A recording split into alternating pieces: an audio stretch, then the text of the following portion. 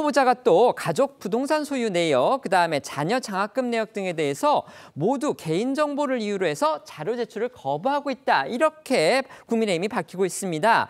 야당은 여당이 성실한 자료 제출을 약속해서 당초 4월로 주장했던 그 인사청문 기간을 이틀로 양보까지 했는데 김 후보자가 전혀 지키지 않고 있다. 지금 이렇게 주장하고 있는 겁니다. 네, 국민의힘 인사청문위원들은요, 오늘 이 당초 김민석 후보자 청문회를 이틀 하겠다고 한 것은 자료 제공을 전제로 한 것이라면서 야당이 김 후보자 측에 이 873건의 자료 제출을 요구를 했지만 정상 제공된 것은 23%밖에 안 됐고 752건이 회신이 됐지만 그마저도 제공 불가라고 한 것이 많다 이렇게 지적을 했습니다.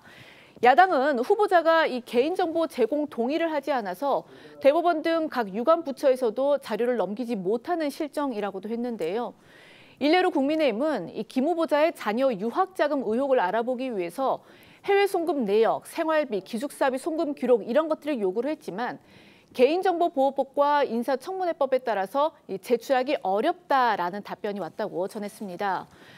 또 한국경제의 보도에 따르면 김 후보자는 개인정보 보호를 이유로 해서 본인 및 가족의 부동산 소유 및 과거 재판 내역과 비행기 좌석 승급 내역 자료 공개에도 사실상 동의하지 않은 것으로 알려졌습니다. 문제는 부동산 소유 내역 자료 등은 국회 청문특위가 의결에 공식 요청한 자료라는 점인데요. 자료 제출 시한이 어제까지였던 만큼 이제 이 추가 자료 요청은 어려운 상황입니다. 한국경제 보도대로 국회 특위가 의결에 요구한 자료라면 야당은 물론이고 여당도 김 후보자 검증을 위해서 필요한 자료임을 인정하고 김 후보자에게 제출하라고 요구한 것이라고 볼 수 있습니다. 결국 김 후보자가 결국 이 김 후보자는요, 자기 편이라고 할 수 있는 여당까지 동의한 자료들까지 정보 제공에 동의하지 않는 방식으로 제출을 피하고 있다라는 겁니다. 야당은 이처럼 청문회에 필요한 이 자료들이 부실해서 청문회를 해도 맹탕이 될 수 있다고 우려하고 있습니다. 지금 방금 이루라 기자가 말씀드린 것처럼요. 김민석 후보자가 자료 제출을 제대로 하지 않고 있다. 그렇기 때문에 청문회를 충실하게 그다음에 내실 있게 진행할 수가 없다. 지금 이게 국민의힘의 주장입니다. 특히 한국경제의 보도 내용인데요. 김민석 후보자 같은 경우는요.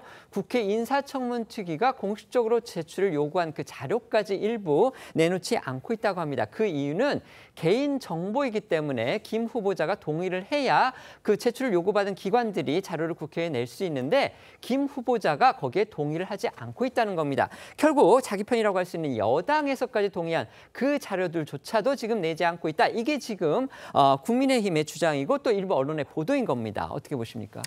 일단 이 증인 채택이 제대로 되지 않은 것에서는 유감입니다. 그런데 이게 국민의힘에서도 어떤 증인을 어떻게 채택을 해야 되는지를 두고 내부적으로도 정리가 잘 안 됐기 때문에 여기에 대해서 증인 채택을 하는 시간이 좀 소요돼 버렸다는 측면이 있다는 것을 저희 민주당 전용기 의원이 밝혔습니다. 그렇기 때문에 이 부분에 있어서는 차후에 청문회 과정에서도 얼마든지 상호 간에 합의가 된다면 또 부를 수 있기 때문에 이 부분은 계속 협의를 나가면 좋겠다라는 말씀을 드리고, 어쨌든 김민석 후보자는 지금까지 제기된 의혹에 대해서 일부 해명을 했고 또 결국에는 본인의 입으로 객관적으로 증명을 해야지 국민들의 눈높이에 맞는 청문회가 될 수 있다는 걸 본인도 알고 있기 때문에 청문회에서 이걸 잘 소명하리라 이렇게 생각합니다. 네.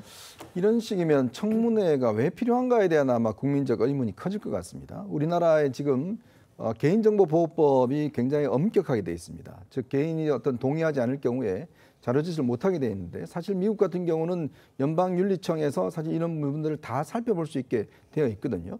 근데 지금 이런 방식으로 개인정보라는 이유로 아예 자료 제출을 못하게 할 경우에 국회의원들이 접근할 수 있는 방법이 없습니다. 이렇기 때문에 청문회를 하더라도 그냥 이틀만 지나가면 그냥 바로 인준이 되는 이런 상황으로 갈 수가 있는 문제거든요. 그리고 아무리 지금 하지만 청문회 이틀 하는데 참고인 증인 한 명도 없다는 것 자체는 아마 역대 이런 청문회는 없었던 것 같습니다.